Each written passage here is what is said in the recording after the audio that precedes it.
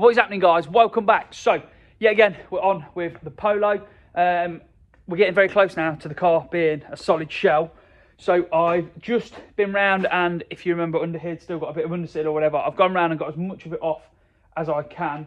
There's down in these little areas that we still need to work on, and we're not going to get every single last piece off, but I'll be happy that where we have done isn't rotten and is okay. But with that said, we've just cleaned all of it off around there, and we've now found some rot in the spare wheel tub, which isn't actually that big of a problem, because when we bought the body cuts, one of them, they cut through the wheel tub. So we're going to cut a section of that off to repair that. You can see there, we've had the Mark 1 hubs and things. I'm trying them on. We'll update you on them in the next episode. I've ordered quite a few bits as well.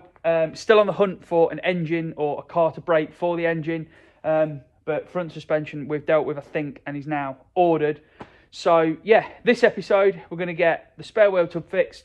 We'll get the rear end welded up. We'll get the little bit on the front welded up. We'll tidy all of the welds up that we've already done. And hopefully we will then be back to a solid shell, and who knows where we'll get towards the end of the week. But that's what we're going to do now. So let's get on with it.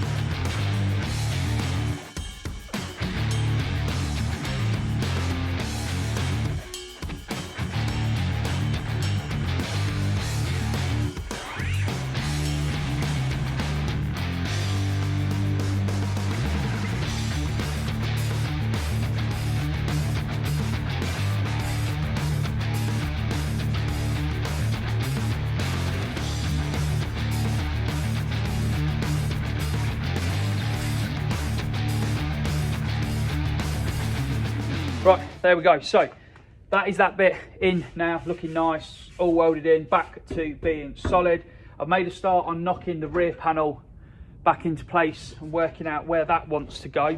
I have also then made a repair panel for the bottom piece, because, well, for the middle bit, because this is all rotted out. So I've just formed a new piece to match the shape, which we've just used the folder, the metal folder that we've got. Show you how I did it. So we just measured out the piece we needed. We've then put this top piece on, folded that piece on, and then we just put that in there. You can see the marks on it in the different places. We just put it in, folded it up a little bit, pulled it back out. I think it was about 10 mil. Next one, next one, next one, next one. And that is what forms your curve, nice and easy. Curve matches pretty well, to be fair.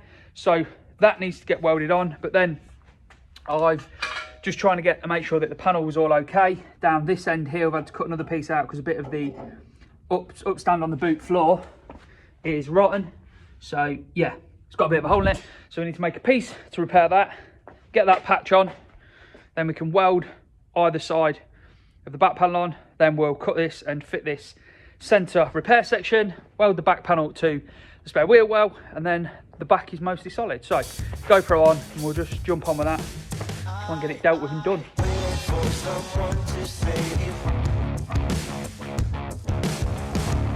I want to tell you something new. You drove us both into a wall. I drive away into the night, and I contemplate for a while.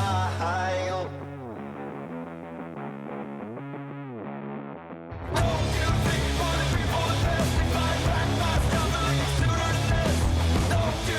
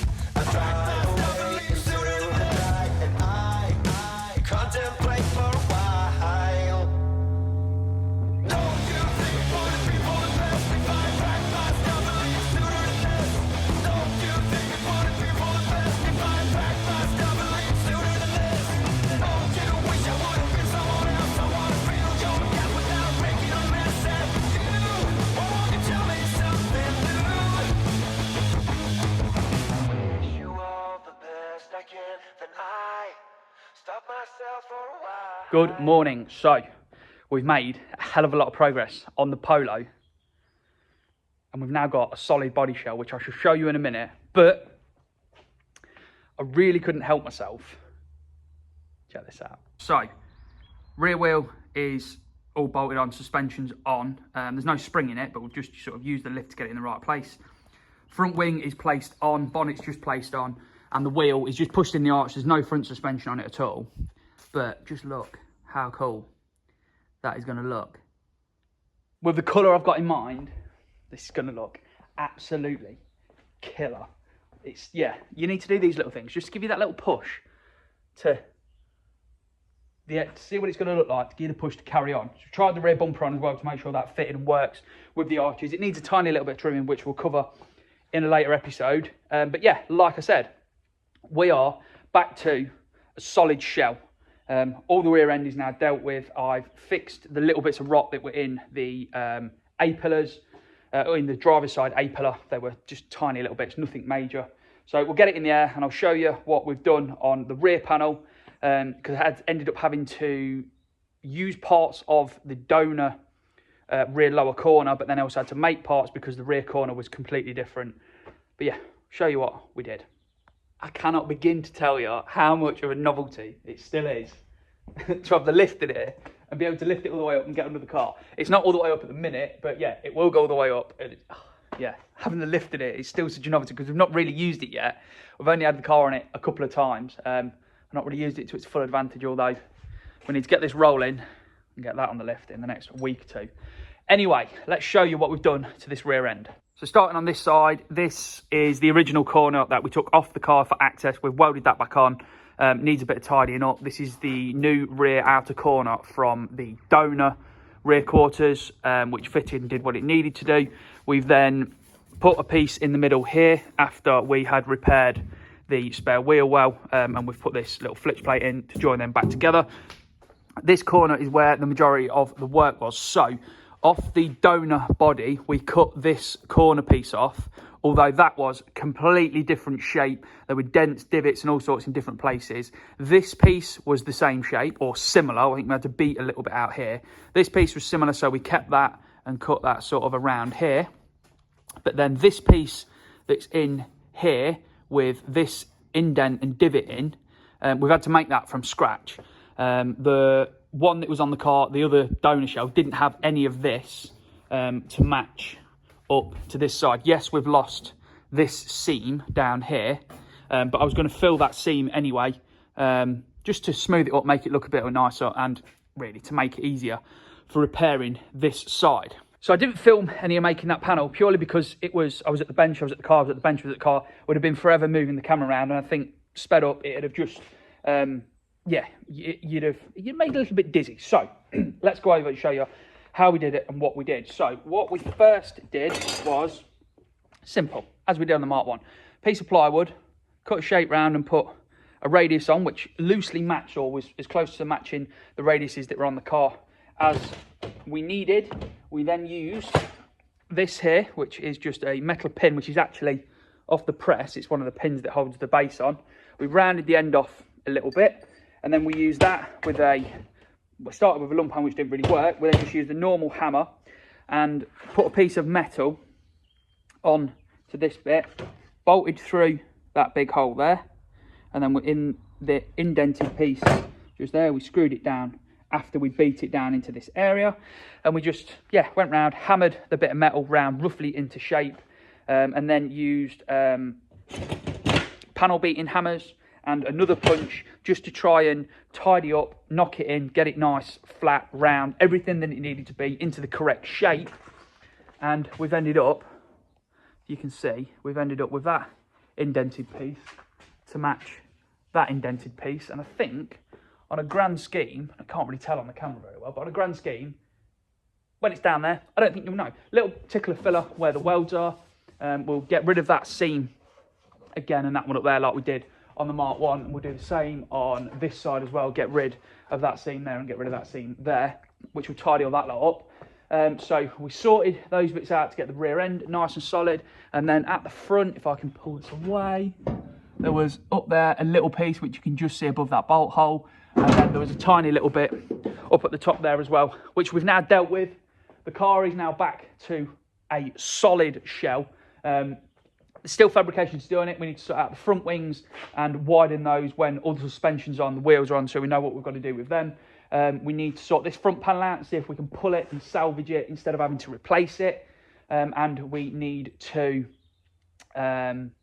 do whatever we're going to do in the engine bay with regards to smoothing the bay, putting the new engine in, and then we need to put brackets on for wiring tuck, for running fuel lines, for running brake lines, all of those different things. But for the most part, the body shell is now solid and where we wanted to be a few weeks ago. And we've done it a hell of a lot quicker than we did the Mark 1, although it was nowhere near as bad as the Mark 1 was. I've spent a little bit of money. We've got suspension on the way. We've got a few other bits and pieces on the way. I'm still trying to find a donor engine or a donor car. I'm still struggling to find one within budget, obviously because this is a budget build and we can't just go blowing money on silly expensive vehicles. But yeah, we've got no updates really on pricings, so we can't do any of that in this episode. In the next one, we should do that with what we've bought.